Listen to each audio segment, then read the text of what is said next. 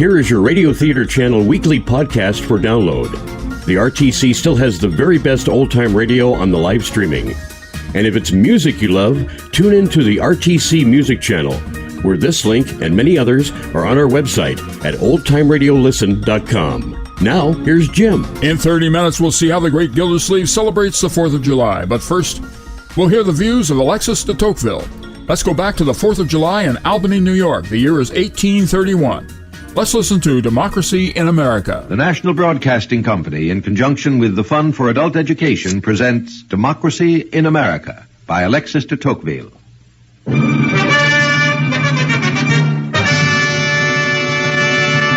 Albany, July the 4th, 1831. The reading of the Declaration of Independence in the Methodist Church was really a fine spectacle.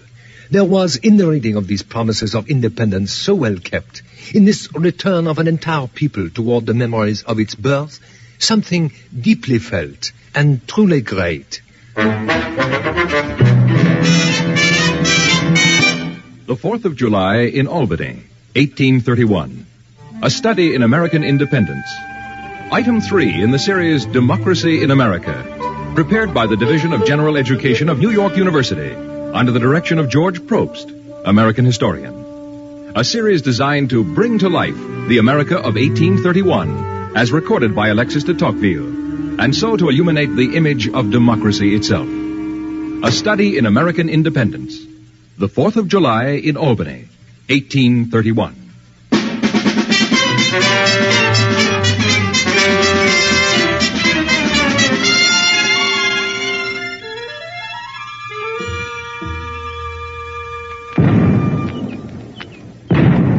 What is it? What's the matter? Are they at the barricades? Quiet, Beaumont. This is not France. We are in America. It is Independence Day, 1831. And the loyal citizens of Albany seem to be saluting the dawn with a fusillade of artillery. Not a very pleasant awakening for me. The guns made me dream of the Reign of Terror. The Reign of Terror was over years before you were born, Beaumont. I know, but my family has told me many stories of the Revolution. So has mine. My own father and mother, in prison, barely escaped the guillotine. My grandfather, my great-grandfather, an uncle and an aunt, all guillotined. And since then we have had Napoleon, the restoration of the Bourbon, the July Revolution last year, Louis Philippe back again with his damned umbrella. All that in 40 years. When we were living on the estate at Verneuil, there was an evening which I shall never forget, though I do not think I was very old. Napoleon still ruled Europe, and Waterloo was still only a village near the outskirts of Brussels. There was a family celebration. I don't know what it was, but I do remember that the chateau was full of people, most of them relatives. It was evening. The servants had been sent out, and the whole family had collected around the hearth. My mother was singing the royalist song from the opera Richard Coeur de Lion. It made them think of the misfortunes and the suffering of His Majesty King Louis XVI at his death at the guillotine. As my mother sang, each person in that room was weeping, not over the private misfortunes every single one of them had suffered, not even over the many relatives every single one of them had lost in the civil wars and upon the scaffold. No, they were weeping rather over the fate of this man, who had died more than 15 years before. Many of those who were weeping over him had never seen him. But Beaumont, these were the ladies and gentlemen of France, and this man had been the King of France. No wonder the Count, my father, was somewhat taken aback when I proposed a visit to America to study equality. Equality he himself had closely studied already, and its supposed associations with liberty and fraternity. And yet, equality in America led to no reign of terror. Evidently not. It is strange how the very same principle can lead to such widely differing results. Now, they're ringing the church bells, and it cannot be 6 o'clock yet. How these Americans are full of zeal. And how fortunate they are to have a fine day in Albany for their celebrations. For come to the window, Tocqueville, and enjoy the morning. Throw away your nightcap as I have done, and throw away your gloomy memories with it. Today, we are in America. And in America, the only revolution was a glorious one. So glorious, in fact, that it was not even a revolution. It was a war of independence. I stand corrected. Look at all the flags. I wonder if it's going to be hot today. I hear there will be processions today and a band. Well, let us get dressed quickly and go downstairs. How I long to hear that band.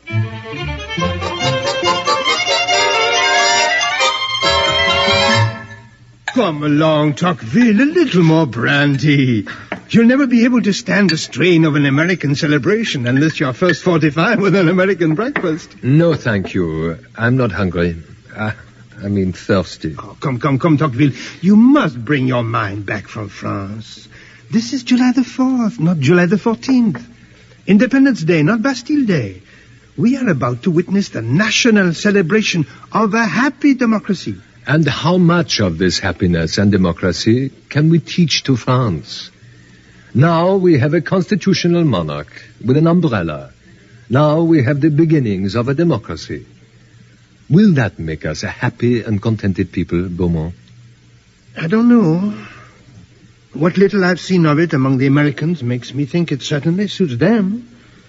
Whether it suits us, well, that is something else again. It depends what we do with it. You may be right. Well, I shall keep an open mind. Pass the cold beef.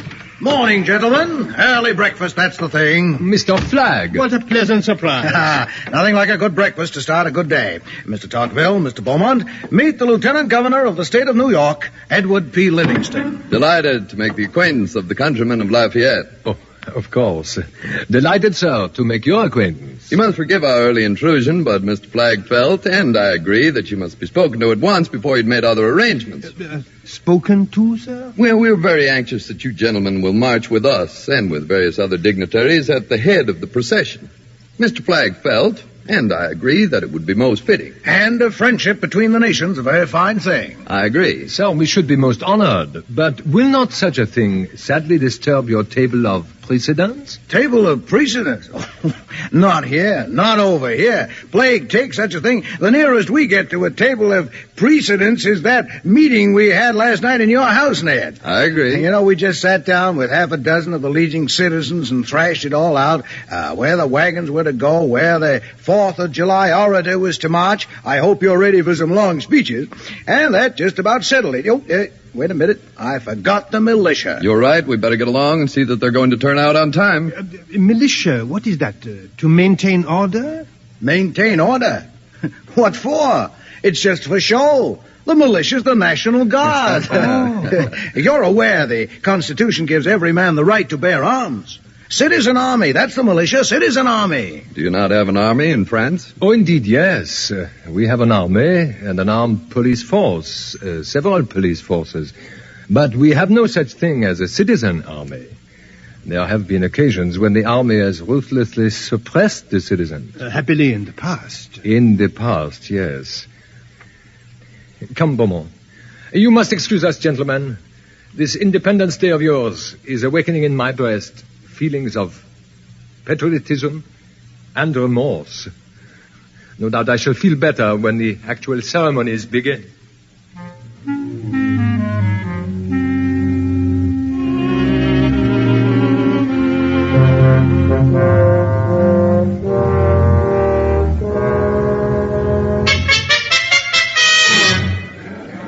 Now then, where's the Lieutenant Governor? Here I am, Azariah. Oh, good for you.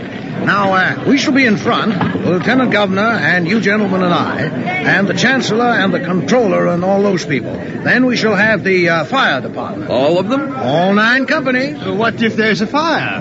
No American house dare burn on the 4th of July. The fire department has a new banner and a miniature engine, very fine. Then the Sons of St. Andrews. There they are, over there. What time do you have now? 5:20 of 10. What time does the procession start? 10 o'clock sharp, Mr. Beaumont, with any luck. And if they can get all the wagons and floats ready in time. Look, step over this way, gentlemen, and take a look at the printer float. We should be very glad to. Come, Beaumont.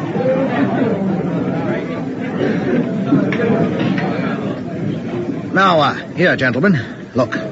Look at all this. How splendid. How superb. But what does it all mean? Emile? I know what some of it means, but the master printers can tell you what it all means. Hey, here now. Here's your chance. Distinguished visitors from France come to see America. Tell them what all this means. Well, this, like, is the wagon of the Association of Printers and Albany Typographical Society. At the front end, we got a gilt bust of Benjamin Franklin. I guess you should know him all right. He spent a great deal of time in France. But while recognizing that Franklin was a great man, why do you choose to carry his bust on the printer's wagon? Because he was a printer himself, that's why. In this country, men can rise to greatness and still be proud of their old trades. Now, in the center of the wagon, you'll observe we have a flagstaff set up and the flags of various nations. The U.S. colors, of course. And those are France. And Belgium. And what is that other one? Well, that will be the flag of Poland, sir. Gallant country, very brave. Keen interest here in Polish independence. That's the truth. There's a keen interest here in countries that are fond of liberty themselves. Or fighting for liberty. Or anything of that kind. No call for you to fret, gentlemen. Your flag's there. France has overthrown her tyrants. Has she? I do not think that the American Revolution and the French Revolution are truly comparable. Now, I want you to come with me this way. See, this way. Oh, but I want to make some notes. Oh, this will give you something worth noting, Mr. Tocqueville. Now, look, near the head of the procession, we have a carriage with the veterans of the War of Independence. There are very few left now. After all, it's 55 years ago. But there's one old fellow that's very spry, considering very well preserved. He's the man you should see before the procession starts. He'll be too tired when it ends and may have drunk a great many toasts into the bargain, if you take my meaning. Old soldiers, you know, military reunions. Let's catch him now.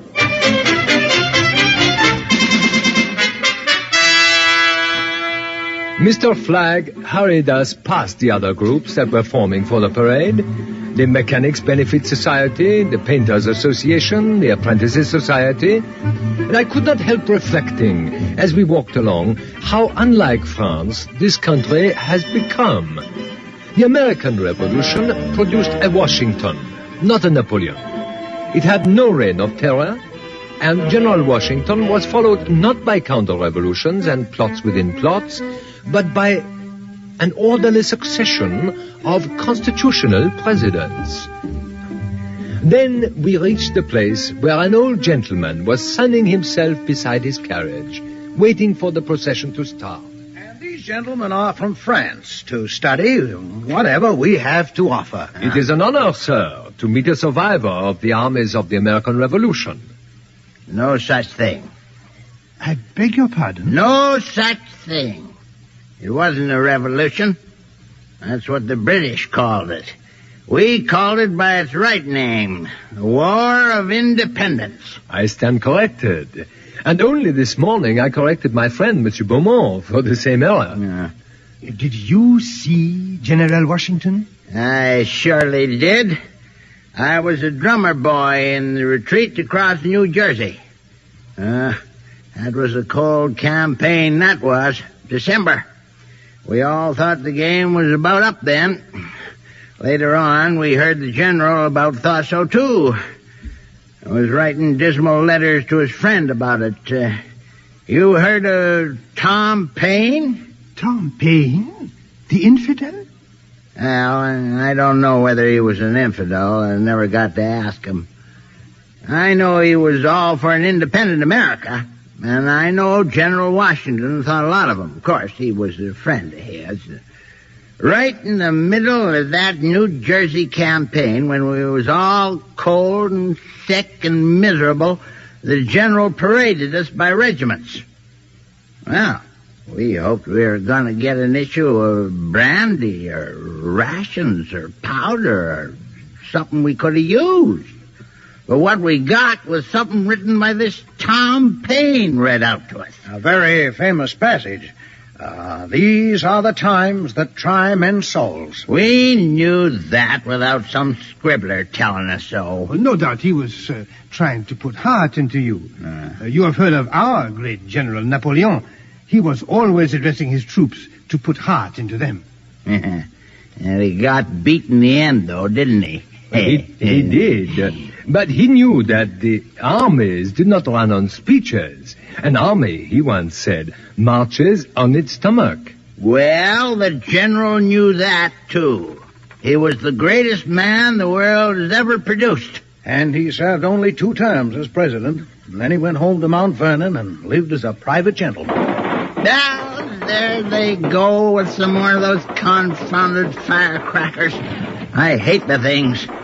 I'd rather be back in a retreat across New Jersey than to listen to those infernal contraptions. Every 4th of July, this place is like a town under siege.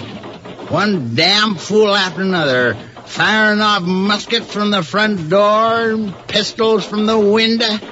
Rockets come whizzing into your bedroom, and blazing grasshoppers jump at you on the sidewalk. I'm scared to death the horses are going to bolt, and all us veterans will be killed at one go. When we picked the war, we never reckoned that for the rest of our lives, every living soul from the senator to the chimney sweeper would let off his patriotism in gunpowder. Yes, well, it's 5 minutes of 10. Time to be moving along, gentlemen. You'll be walking near the head of the procession with the lieutenant governor and myself. Just one thing before we go. Look at that. An old flag, torn and scarred. Yeah. Those holes were made by bullets. Some of them certainly were. That's a flag that's come down from the War of Independence. You have no idea, gentlemen, what it's like to overthrow a tyranny.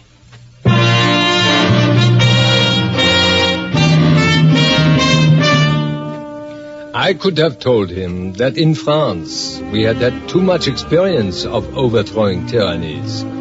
But why should I worry him with the dark thoughts that preyed upon my mind? In America, these old soldiers who fought with Washington are themselves looked on as precious relics, and whom all the citizens delight to honor. And at 10 o'clock sharp, a band struck up, and the procession moved away, with Beaumont and myself marching proudly near the head.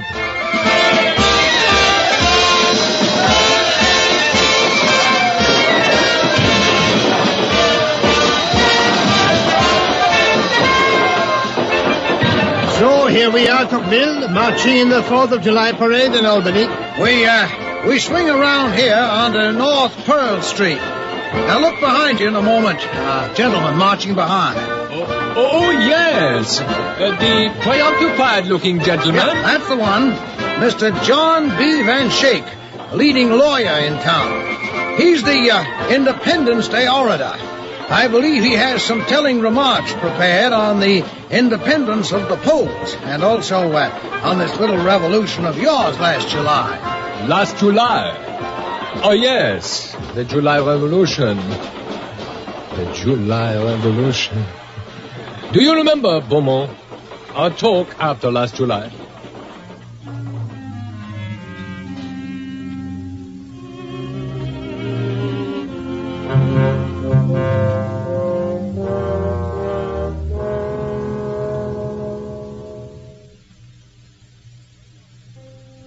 We are resolved then, Beaumont.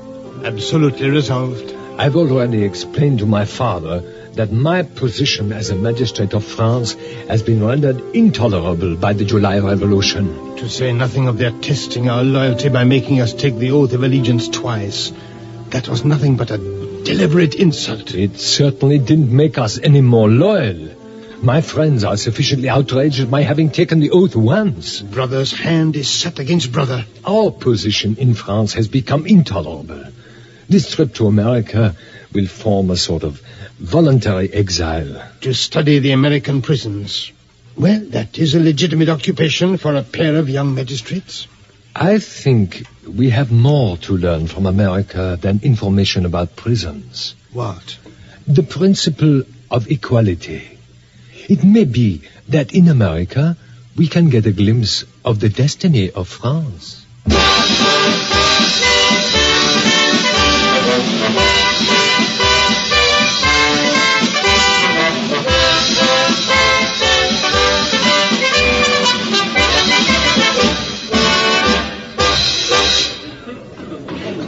The exercises will begin with a prayer from one of the Protestant ministers. I noticed that they begin everything with a prayer. Probably things don't go any the worse for it. Let us pray. Almighty God, the fountainhead and origin of human liberties here on earth, the foundation and the buttress of all just governments, we humbly thank Thee for having preserved our nation for yet another year. We pray further that the liberties and freedoms so dearly won by our forefathers will be maintained under Thy guidance and extended to Thy glory, not only within our own nation, but to the other nations of the earth, and especially we pray at this time for the people of Poland. In the name of Jesus Christ our Lord, Amen. Amen.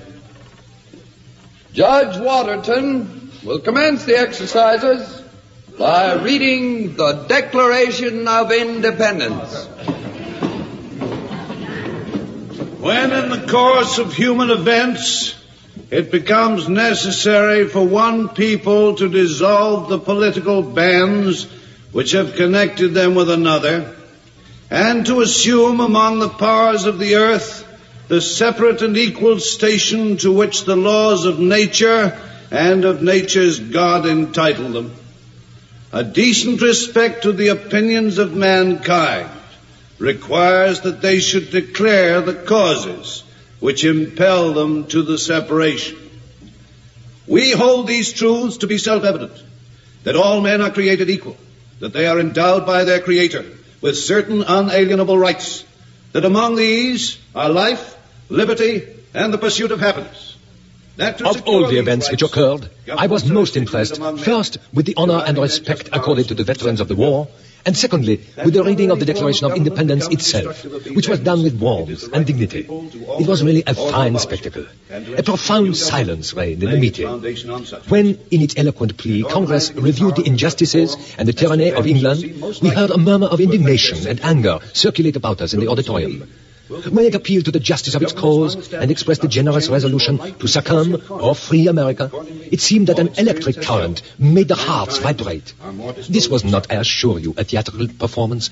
There was, in the reading of these promises of independence so well kept, in this return of an entire people toward the memories of its birth, in this union of the present generation to that which is no longer, sharing for the moment all its generous passions, there was, in all that, something deeply felt and truly great. And of right ought to be free and independent states, that they are absolved from all allegiance to the British Crown, and that all political connection between them and the state of Great Britain is and ought to be totally dissolved, and that as free and independent states they have full power to levy war, conclude peace, contract alliances, establish commerce, and to do all other acts and things which independent states may of right do. And for the support of this declaration, with a firm reliance on the protection of divine providence, we mutually pledge to each other our lives, our fortunes, and our sacred honor. Amen. Fellow citizens of Albany, the 4th of July oration will now be delivered by our silver-tongued 4th of July orator, Mr. John B. Van Shake of this city. Consider, first of all, ancient Egypt.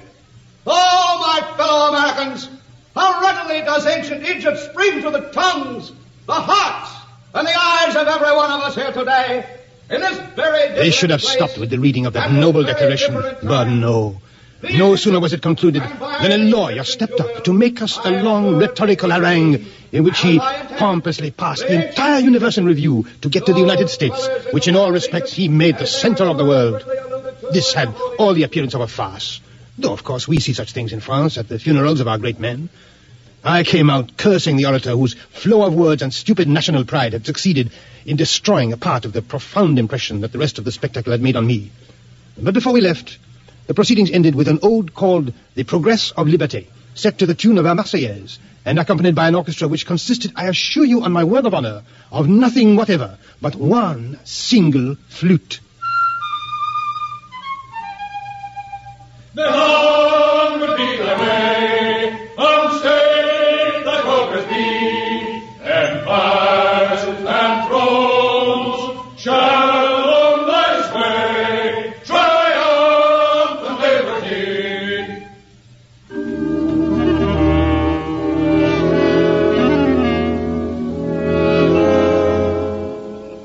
Well, Tocqueville, what did you make of our day? For me, a day of contrasts. I saw and heard America, but I thought of France. It was a strange irony that these two lines of thought should have intersected at last in that peculiar ode to American liberty that they sang to the tune of the Marseillaise. And think of all those toasts, the symbolic 13 toasts, to Washington, to Lafayette. And the 13th, the fair sex, always entitled to our protection. So far, so good. But surely the voluntary toasts were the most peculiar, when the most directly opposed political sentiments were solemnly proposed in perfect and rapid succession. That was simply because, on Independence Day, all shades of political opinion unite in praising the Union. Well, there is more brilliance in our ceremonies, but in those of the United States, there is more truth. I am still trying to compose my thoughts after the stimulation I have received from the sacred day of the nation of equality. What are we to make of it all? The nations of our time cannot prevent the conditions of men from becoming equal, but it depends upon themselves whether the principle of equality is to lead them to servitude or freedom, to knowledge or barbarism, to prosperity or wretchedness. You have just heard The 4th of July in Albany, 1831, a study in American independence, item 3 in a series based on Alexis de Tocqueville's Democracy in America. This series, presented by the National Broadcasting Company, was prepared by the Division of General Education of New York University under the direction of George Probst, American historian. Produced in the studios of the Canadian Broadcasting Corporation by Andrew Allen. Script by Lister Sinclair, music by Lucio Agostini. This series, Democracy in America, is made possible by a grant from the Fund for Adult Education as part of a general course of study of the nature of American society.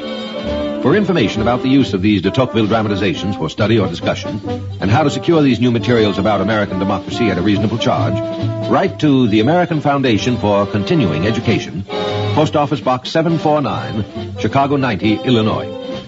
Now this is Ben Brower inviting you to join us next week for Item 4, The Arc of Civilization, on Democracy in America. In a minute, the great Gildersleeve. But first, Charlie McCarthy encounters Betty Davis. Let's listen. Betty, Betty, I am ready. When I see you, I'm unsteady. Now remember, Charlie, behave yourself. Miss Davis is a dignified young lady and a fine actress. Do you take me for a cad? Do you regard me as a bounder? Well, I remember what you've done in the past. Put your mind at rest, Bergen. I shall treat Miss Davis with the respect that one great artist gives another. Is that a promise? A word of honor, old chap. Yes, very well then. Yes. Miss Davis? Yes, Mr. Bergen? Charlie admires your work greatly and wants to meet you. And I've always wanted to meet him.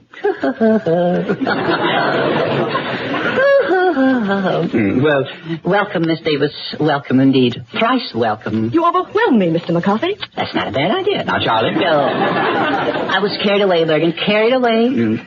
No offense, Miss Davis. Well, no offense, Mr. McCarthy. Miss Davis, your performance tonight was no less than superb.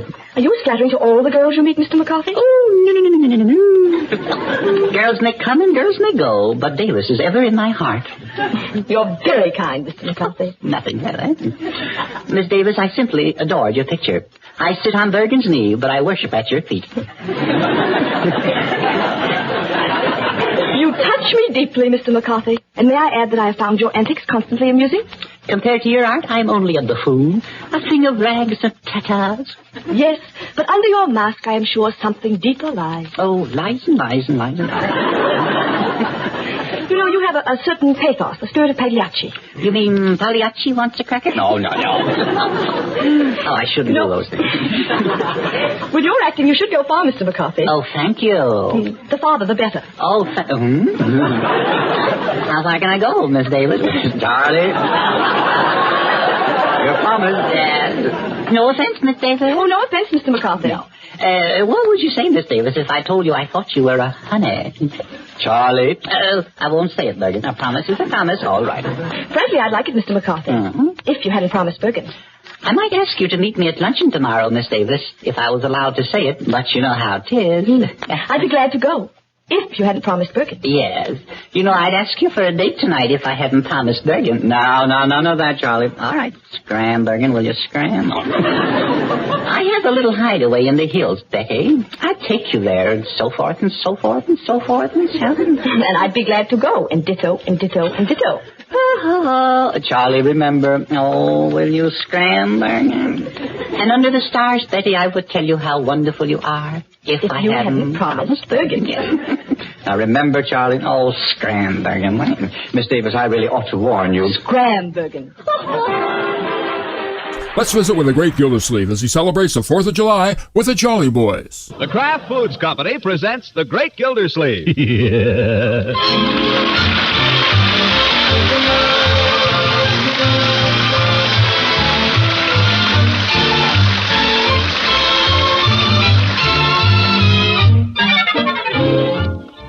It's The Great Gildersleeve, starring Harold Perry, brought to you by the Kraft Foods Company, makers of a complete line of famous quality food products. For the past couple of weeks, we have been recalling to you some of the great Gildersleeve's early experiences. Tonight, the great man wants to talk about one of the biggest days in his whole life. We give you now Throckmorton P. Gildersleeve. Well, sir, as long as I live, I'll never forget last 4th of July. What a day. That was the day of the first annual outing of the Jolly Boys Social Club. Come one, come all, and bring your friends. I'd been up late the night before with the committee on arrangements, and I was planning to celebrate the anniversary of the independence of our country by sleeping a little late that morning. About 7 o'clock, outside my window. Leroy. Happy 4th of July, Unc! Yes. There was a war on then. That was only a year ago. Can you believe it? You couldn't buy fireworks anywhere in those days. But breathes there a boy with soul so dead he can't find some way to blow himself up on the 4th? I figured I'd better get down there and see what... Leroy, whatever you're doing, stop it. I'm not doing anything, Unc. Don't tell me that. I've got ears. Or I did have. I'm just blowing up a tin can is all. Gosh, it's the 4th of July. Well, hold your fire till I can get down there.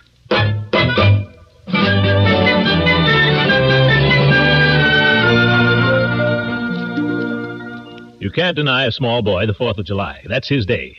But I still remember the time I made the mistake of carrying a 3-inch salute in my hip pocket.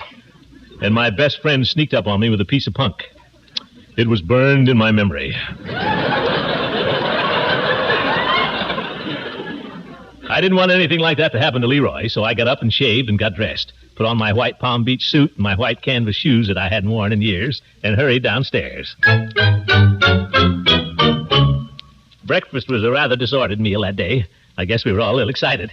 Marjorie kept jumping up and down and rushing off places. I finally told her to sit down.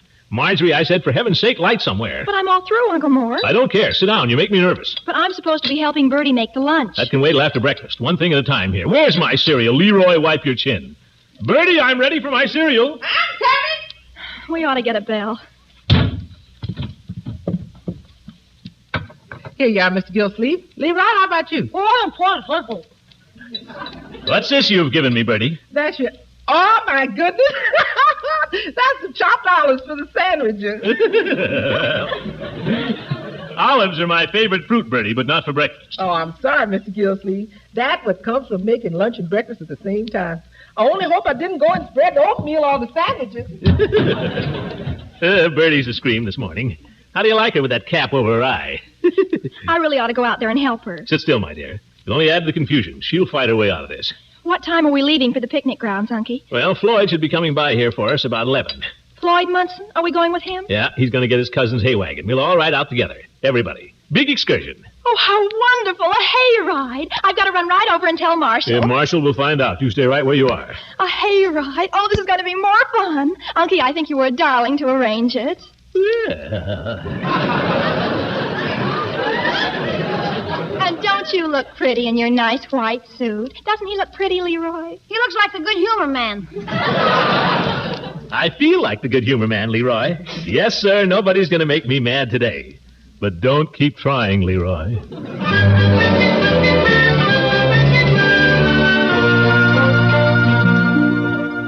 Well, we had work to do that morning, but all of a sudden nothing would do. We should drop everything and hang out the flag. Well, what's the use of having a flag if you don't hang it out on the 4th of July? All right. So you tramp upstairs to the attic. 2 flights.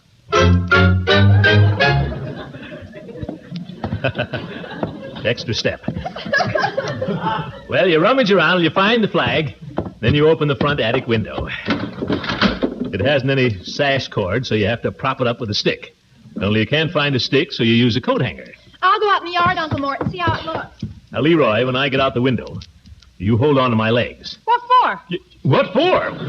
What do you think? Just hold on to them, that's all. Now, don't let go. Okay. No, not yet, Leroy. Wait till I get out there. I thought you said to hold on to them. Well, use your head, my boy. Now, you lower the flag out the window, and you squirm part way out yourself. And then you look down. Hold on, Leroy. Oh, sure, that's the time the telephone always rings. Leroy, telephone. For me? Yes, for you. I'll be back, Unc. Okay. Oh, Leroy! You come back here. Yeah, the little devil. There you are. Half in and half out. Straddling the windowsill on your stomach in a Palm Beach suit that's just been cleaned and too tight. There's only one thing to do. You try to inch your way back in. There you are, teetering in space while your life hangs in the balance. And then it happens. Your elbow hits the hanger, the window drops like a guillotine. Oh, right in the back.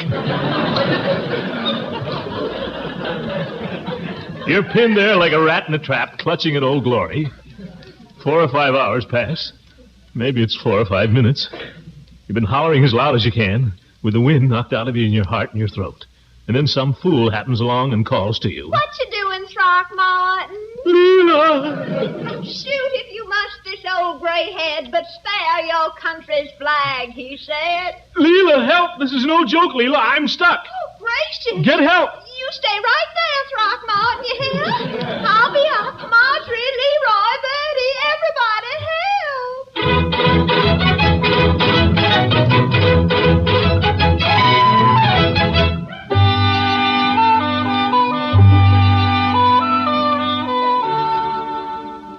Safe at last. Safe again in the bosom of my little family. What might have been an ugly incident was turned into a happy triumph. For Old Glory waved proudly from our attic window.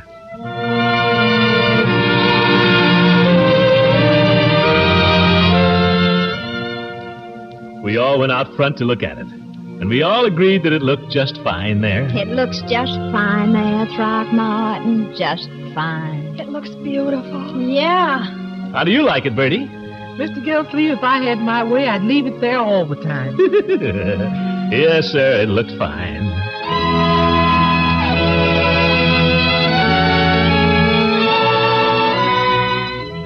But there were other things to do, and time was wasting, so I gave a few orders.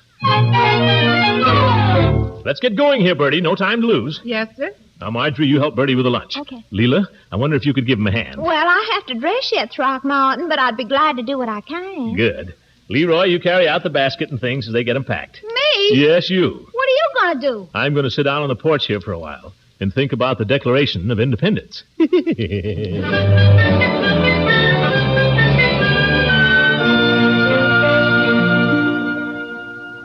Well, I sat down on the swing there and lit a cigar.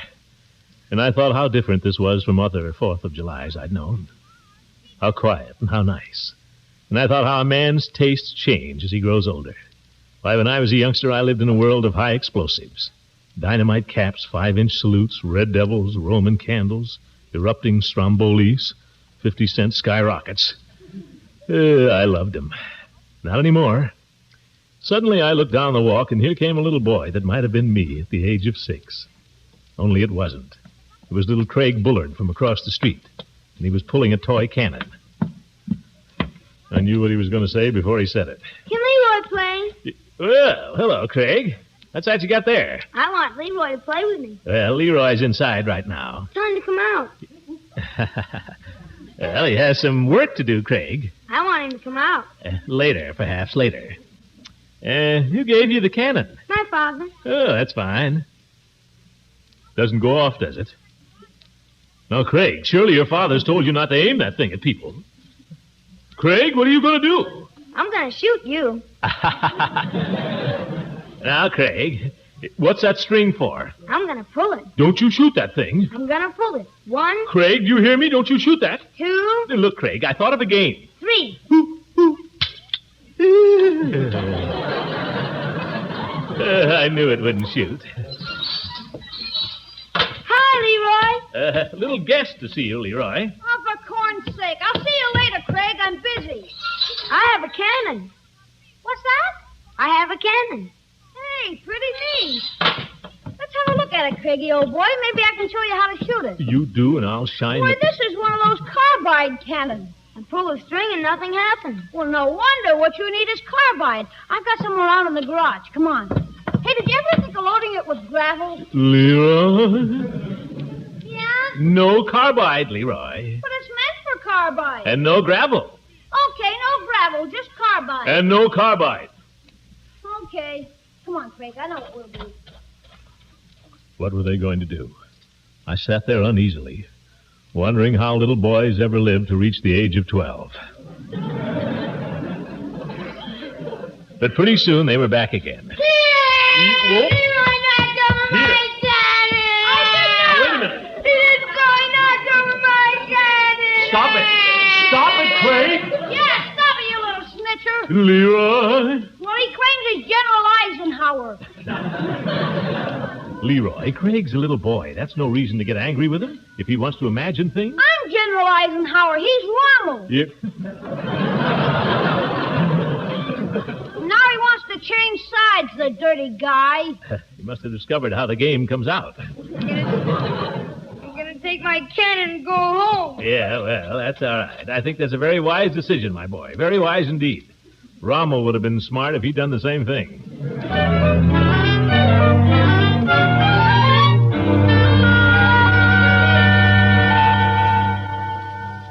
Well, so it went. A few laughs, a few fights, a little excitement, and a lot of bustle and preparation. It was noon before we knew it, and the Jolly Boys were overdue. Leela had gone home to dress, and we were standing on the front porch waiting. Leroy and Marjorie and her boyfriend and I. And the wagon hove in sight.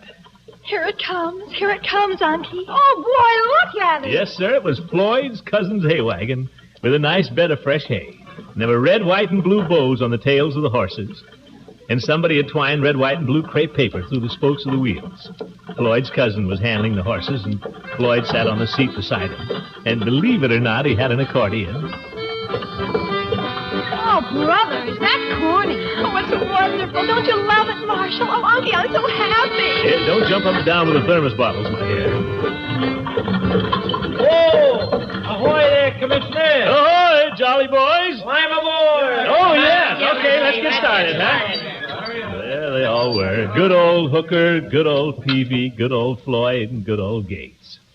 I tell you to look at that good old wagon, all red, white, and blue, and all those fine fellows in it. Well, made you proud of your country, that's all. I'm glad there was a 4th of July. Come on, what are we waiting for? Yeah, come on, Commissioner. Scramble up there, Leroy. Okay. Up you go, Marjorie. You're next, Gildy. Give him a hand there, somebody. Oh. Don't strain yourself, Mr. Gildersleeve. Hey! Oh, now. All together, fellas. Now, up to daisy.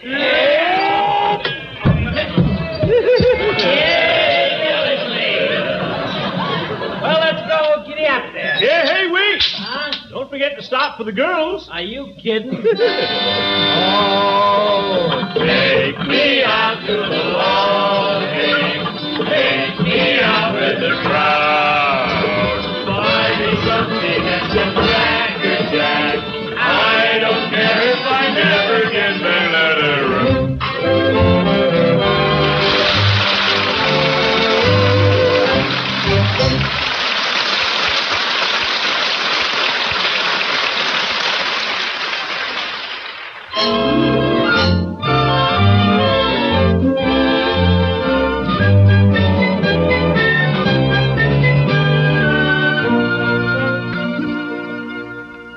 Yes, sir, quite a day, the 4th of July. Everybody had a good time riding out to the picnic grounds.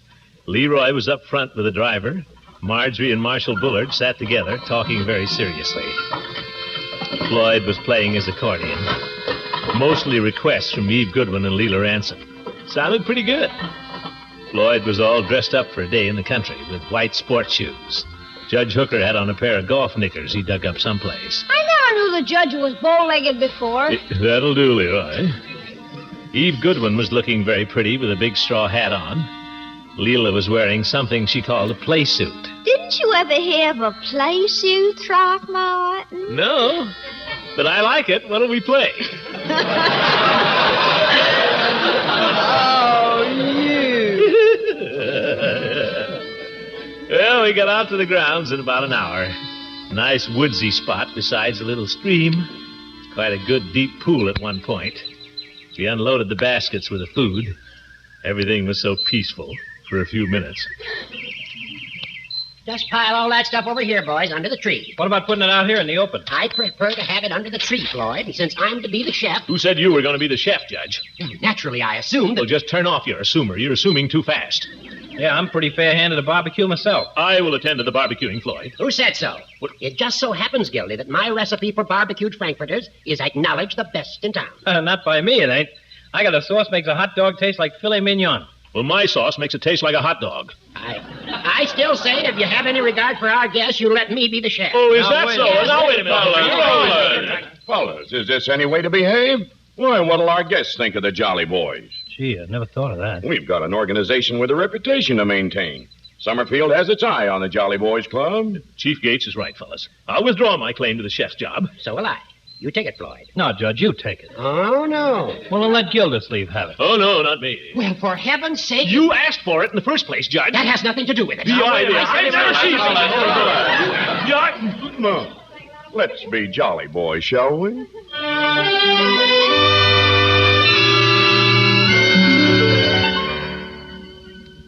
So harmony finally prevailed. We made Hooker chef, and then somehow I got stuck with the job of collecting wood for a fire. So naturally, I went looking for Leroy. I finally found him down by the creek.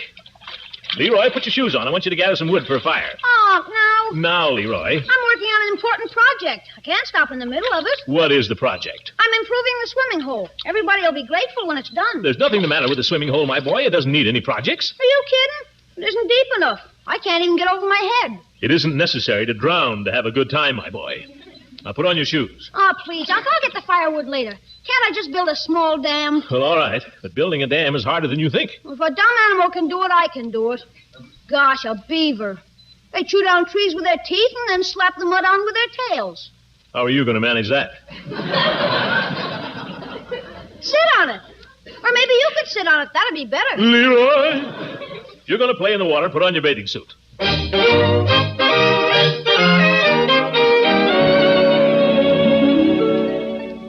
Well, I finally got Marjorie and Marshall Bullard to go out and collect firewood.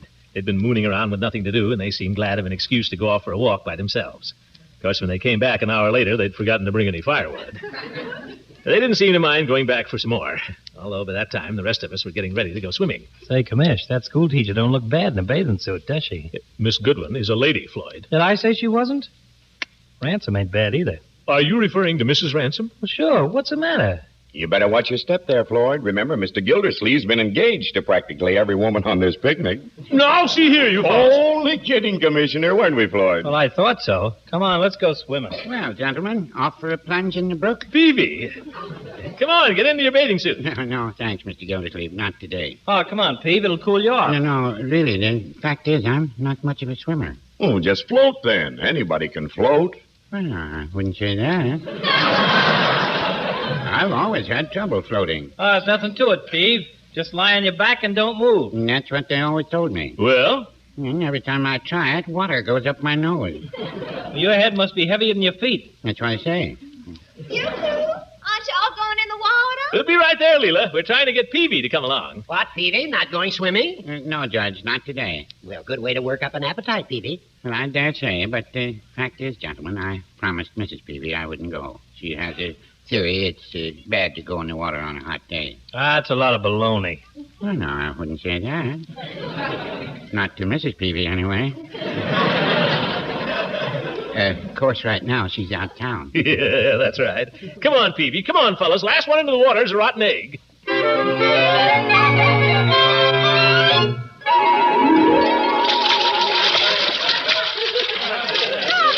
Aren't you going to get your feet wet? Well, that's no way. I want to dive in. Well, I don't think the water's deep enough, Throckmorton. Plenty deep enough for a good diver. You could dive off that rock, Commissioner, if you're really good. Let's see you dive off the rock, Unc. Well, that's pretty high. What's the matter? You afraid? Well, no, I'm not afraid. I'll show you, by George. You want to see me swim underwater, Mrs. Ransom? Can you really? Well, just watch. Oh, my goodness, look at Mr. Munson, Eve. He's actually swimming underwater. Hey, girls, aren't you going to watch me dive? Oh, my ankle. You think it was a lobster, Mrs. Ransom? It's only me. Bless. You cut that out, Floyd. Hey, girls, you want to see me imitate a whale? Oh, I'd love to see that. Well, watch. First, I float on my back, then... Oh, he's spouting. Oh, that's marvelous. Hey, girls, watch me. I'm going to dive. Go ahead, Commissioner. You better get out of the way. Stand back, ladies. Give the man room. Come on, Unc. 1, 2. Don't rush me, Leroy. Hey, girls, you want to see me stand on my head in the water? Look. Oh, that's marvelous. Look at him. Oh, who can't do that?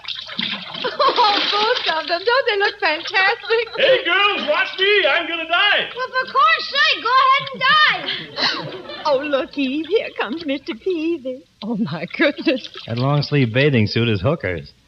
Come on in, Peeve. The water's fine. I think I'll just sit on the bank here and dabble my toes. Come on up here with me, Peavy, and dive in. You'll get wet faster your way, Peavy. What'd you say, Floyd? I didn't say anything. Oh, do come in, Mr. Peavy. The water's lovely. Is it cold? It's just right. Stick your toe in. Well, seems nice and moderate. Guess I can risk it. I'll just rub a little water on my chest and on my forehead and my stomach. What's that for, Peeve? That prevents a chill. Look at me, darn it. I wonder if I can remember how to do a duck dive. Would you ladies care to see me do my duck dive? Oh, we certainly would, wouldn't we? I can't think of anything more enjoyable. Hey, here I come. And now you watch. When I wiggle my feet just before they go under, that's the duck's tail feathers. Goodness. Oops, there go the tail feathers. Look out, everybody. Here I come, and this time I mean it. Oh, oh, oh. Holy cow, he knocked half the water out of the pool.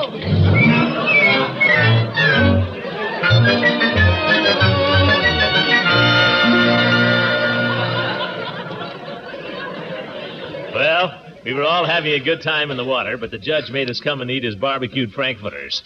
His sauce wasn't so much. I only ate 6. You ate 7. But I will say everybody was nice and helped clean up afterward. Even Leroy did a little work. A little? Leroy didn't have time to do much work because Mr. Bullard drove out and took him and Marshall and Marjorie home in his car. That just left the grown-ups to ride back in the hay wagon, and perhaps it was just as well. Moonlight's nice tonight, isn't it, Throckmorton? You bet. The moon's awfully pretty tonight, isn't it, Judge? Yes, it is, Leela. It is indeed. Moon's awful pretty tonight. Ain't it, Peavy? Get away from me, Floyd.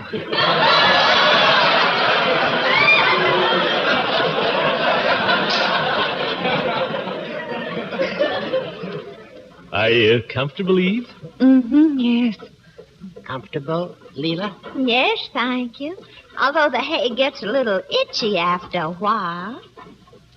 Are you cold, Eve? Oh, mercy, no. Well, couldn't you pretend you're a little chilly? Now, Throckmorton. I can hear every word you say, Commissioner. Well, play your accordion, Floyd, and give us a chance. Okay.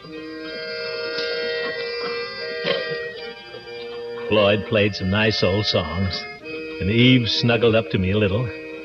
But I couldn't seem to get my mind on her. Maybe it was because I couldn't help noticing that Judge kept trying to slide his arm around Leela. Leela's nothing to me, of course. But just the same, when she called over to me... Why don't you sing, Throckmorton? what? Sing? Hi, George, that's a good idea, Leela. Why don't we all sing? Come on, Floyd, something we all know. Well, let me see. How's that? Oh, that's just the one, Floyd. Okay. All together now, folks. In the good old summertime, in the good old summertime, strolling through the shady lanes with your baby mine, hold her hand and she holds yours, and that's a very good sign that she just does see what sin. The good old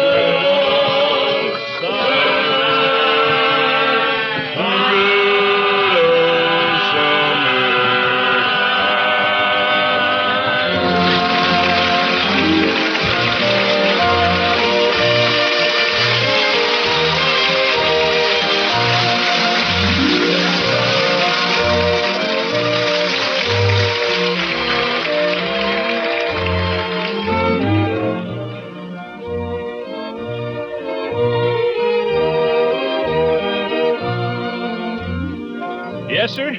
We hope that all of you can have at least a day this summer as fine as our last 4th of July. This is our last broadcast of the season, but we'll be back again for the Kraft Foods Company on September 11th. If you look at your calendar, you'll find out that September the 11th isn't Sunday at all. It's Wednesday. So you remember that and tell your friends. Next season, you'll hear the great Gildersleeve. That's me. On Wednesday instead of Sunday. It'll be the same network, and your local paper will give you the time and the station.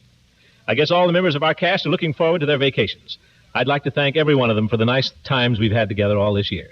There's Louise Erickson, who plays Marjorie, Walter Tetley, our little Leroy, and Lillian Randolph, whom you know as Bertie. Getting outside the immediate family, there's Shirley Mitchell, who plays Leela Ransom, and Bea Benaderet, who's Eve Goodwin. Thanks, too, to the Jolly Boys, Arthur Q. Bryan and Ken Christie, who are Floyd and Chief Gates. And to that not-so-jolly little boy, Tommy Bernard, who plays Little Craig. And to jolly Johnny Lang, our announcer. And, of course, with every season that goes by, we appreciate more and more our two fine old standbys, Earl Ross, who plays Judge Hooker, and Richard LeGrand, who is Mr. Peavy.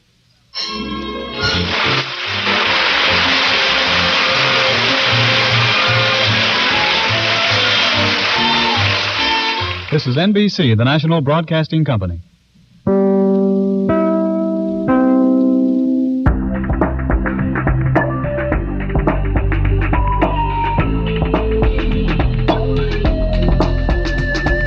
That's it for this week. We'll be back next week with more old-time radio. I hope you can join us then. Till then, this is Jim Dolan thanking you for listening. The RTC Weekly Download is produced by Chris Stone and Jim Dolan.